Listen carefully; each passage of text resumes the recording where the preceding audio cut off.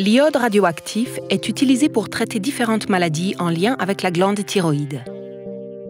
Selon la quantité d'iode radioactif administrée, le traitement nécessitera une hospitalisation.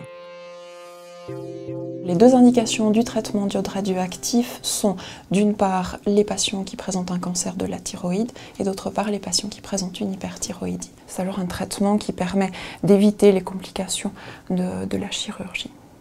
L'iode radioactif peut être un médicament parce qu'il va entrer dans l'organisme comme le fait l'iode qui se trouve dans l'alimentation et il va être capté par la thyroïde mais aussi par les cellules de certaines tumeurs et il va aller dans ces tumeurs, va les irradier et va permettre leur traitement.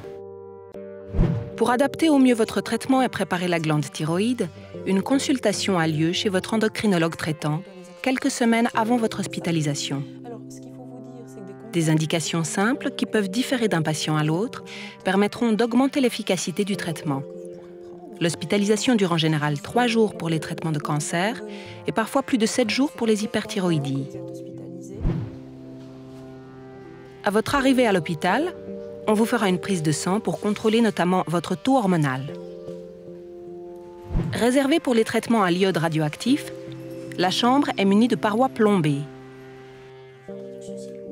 L'iode est administré sous forme de gélules à prendre par voie orale, à jeun. Vous serez ensuite invité à rester dans votre chambre, seul, puisque les visites ne sont pas autorisées. Le patient doit être hospitalisé et isolé parce que comme il va prendre une gélule d'iode radioactif, cette radioactivité ne doit pas partir comme ça dans la nature. Votre corps aura besoin de quelques jours pour éliminer l'excès de radioactivité. L'iode non assimilé par la thyroïde est éliminé par les urines, les selles, la transpiration et la salive. Il est donc recommandé de boire beaucoup d'eau durant votre hospitalisation. On vous conseillera aussi de mâcher des bonbons acidulés, car ils activent la salivation. L'équipe médicale et soignante viendra mesurer tous les jours votre radioactivité résiduelle à l'aide d'un débitmètre. Lorsque la radioactivité aura suffisamment diminué, vous pourrez sortir de l'hôpital.